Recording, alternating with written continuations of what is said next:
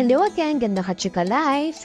Kumusta po kayo mga ka-chika? Heto na naman po tayo para sa ating showbiz update. Bago po tayo magpatuloy, gusto ko lamang po magbigay po ng pasasalamat sa patuloy niyo pong pagsuporta sa channel na to. Maraming salamat po. So ito na nga po, may update tayo about that din. Miss Kathryn Bernardo, nag-update na po sa kanyang IG account. Nag-post nga po siya sa story niya po na kanya ini-endorse na pants. Ngunit tulad po na inaasahan natin, wala pa rin pong ina-update or kinukumpirma si Miss Kathryn Bernardo about kung ano ba ang relasyon nila ni Mayor Mark Alcala.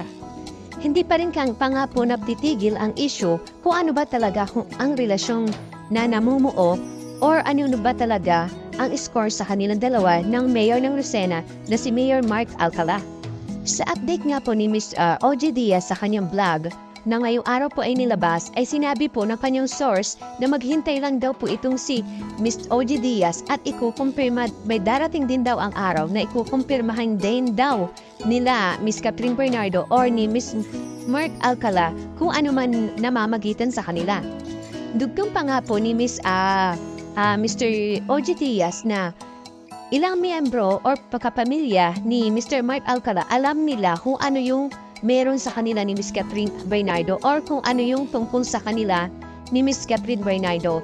Ito naman po si Mr. OG Diaz, di niya naman nabanggit kung alam ba ng pamilya ni Miss Kathryn Bernardo, kapatid, magulang, wala po siyang binabanggit. May binanggit lang po na isang matalik pong kaibigan ni Miss Kathryn Bernardo ang nakakaalam kung ano ang relasyong meron siya kay Mr. Mark Alcala. Samantala, patuloy pa rin din po ang pananahimik ni Mr. Alden Richard. Wala po siyang kinukumpirma kung ano rin po ba ang dahilan na tumigil na po ba talaga siya sa panliligaw or nanligaw ba talaga siya kay Miss Kathryn Bernardo o totoo bang nababalita na pang-promo lang po kung ano yung kaswitan na pinakita nila that time ng LHA. Marami nga pong haka-haka na hindi nga daw po totoong nanligaw itong si Mr. Alden Richard kay Miss Kathryn Bernardo. Nasadya lamang po talaga daw na magkaibigan lang ang dalawa. Samantala, alam niyo po ba na maraming kumakalat sa social media, lalo na po dito sa X na dating Twitter, ang pictures ni Miss Kathryn Bernardo at ng mayor na si Mayor Alcala na magkaparehas po sila ng cup na sinasabing couple cup daw po ito. Dahil nga po sa ilang mga netizen na maligalig, naghahanap po sila ng ebidensya o resibo kung magpapatunay na ito nga po bang si Miss Kathryn Bernardo ay karelasyon na po ba si Miss Mark Alcala. Lagi ko nga po inuulit at sinasabi na maghintay lang po tayo kung ano po yung masasabi ni Miss Kathryn Bernardo sa issue na tungkol sa kanila ni Mr. Mayor Alcala. Na tayo po'y maghintay kung ano po yung kumpirmasyon na ibibigay po ni Miss Kathryn Bernardo. Samantala, dumako naman po tayo sa ibang showbiz update. Nagbabalik pelikula ng habos si Miss RC Munoz sa pamamagitan ng Sinagtala. Kasama niya sa cast sina Rian Ramos, Mr. Raver Cruz, Matt Lazano, at Glyza De Castro. Tungkol sa relasyon ng mga miyembro ng Batang Sinagtala ang pangalan ng kwento ng pelikula. Sa media conference nga ng pelikula na ginanap sa isang hotel sa Quezon City, nitong Martes ng gabi, March 11, 2025, napag-usapan ng mga awit ng buhay ng mga bidang artista. 5 taon ang pagiging awit kay fan ni RC nang sabihin nitong paborito niya ang Yet to Come, The Most Beautiful Moment, ang kanta ng kanyang hinahangaang Korean boy band na BTS. Yes to Come ng BTS kasi sila rin ang nagpapasaya sa akin, bibilasyon nga po ni Miss RC. Maraming times talaga na sinave ako ng BTS, tapos malapit na silang lumabas sa military training. So hey gastos! Nagtatrabaho na po uli ako ngayon para may pambili ako ng mga tiket, may pambudol. Naniniwala ako sa dami ng pinagdaanan ko, the best is yet to come and this is my year, na magiging blockbuster ang Sinagtala. Pinagtapat nga po ni Miss RC na nahirapan siya na mabigat na karakter ng kanyang ginampanan sa Sinagtala dahil malayong-malayo raw ito sa kanyang ugali niya sa tunay na buhay. Samantalang napaluhan naman itong si Miss Glyza nang sabihin itong musika ang nagselba sa kanya mula sa kalungkutan kaya malapit sa puso niya ang Sinagtala. Bakit ako naiiyak? Nagulat ng sariling tanong ni Miss Glyza. Sorry guys, feeling ko lang may PMS ako ngayon na medyo emotional ako. Pero kapag pinag-uusapan yung music kasi, very significant sa akin. Ang para sa akin, gift talaga ni Lord sa akin, sa pamilya ko kasi musically driver na family ko. So parang every time lang na may struggle, talagang yung music ang nagpapasaya sa amin. Kaya parang itong pelikulang ito, nung nakita ko, akala ko nga hindi ko magagawa. Pero inalaw niya Lord na mapasama ako dito, makilala ko si Direk Mike na matagal ko nang gusto makatrabaho, lumuluhang lahat ni Miss Glyza. Ipinakilala rin ni Glyza sa mga orihinal na kantang inawit ni na co-star niya sa Sinagtala. Samantala, alam niyo po bang umuwi na agad ang Francine sa Pilipinas?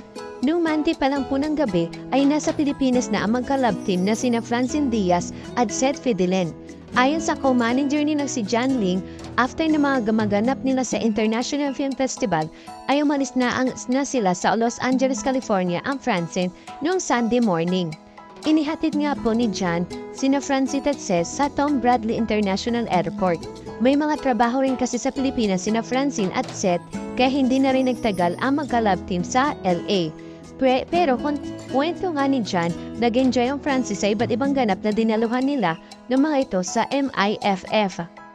Samantala, hinihintay namang mag-announce ang Regal Entertainment Inc. ng mag-inang Rosel at Ken Monteverde kung may next project na ba silang ihahanda para sa Francine Love Team after ng My Future You movie na mga ito. Si Roselina rin kasi mismo nagsabi na gusto niya ang attitude ni na Francine at Seth pagdating sa trabaho kaya marami silang pinaplanong proyekto para sa dalawa. Samantala, dumako naman po tayo sa pinakahuling bahagi ng ating showbiz update. Tariing tinanggi nga po ng TV host comedian na si Vince Vice Ganda na siya ang nasa likod ng kumakalat sa Facebook post tungkol sa demonic reaction niya sa pagkakaaresto sa former President Rodrigo Duterte.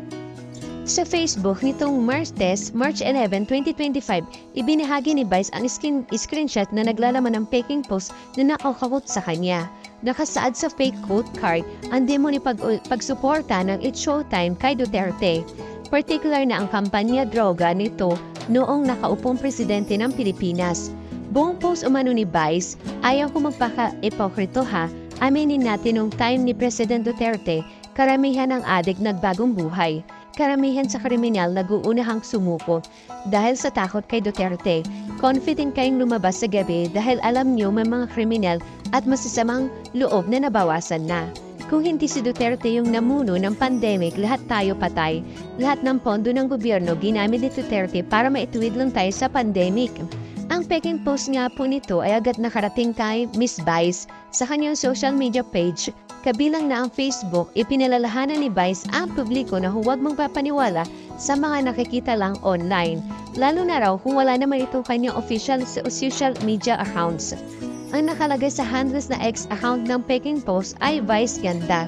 Samantala ang handle ng verified X account ni Vice Ganda ay Ganda Ako. Saad ni Vice, fake news, huwag paniwalaan ang kumakalat na pahayag nito. Wala po ako inilabas o sinabi na ganitong statement. Maaaring maging mapanuri at huwag basta maniwala sa information. Walang malinaw o opisyal na pinagmulan. Please report. Thank you for watching. Kung nagustuhan niyo po ang video ito, subscribe na sa Starlight Showbiz YouTube channel and please don't forget to hit the bell button for our latest updates.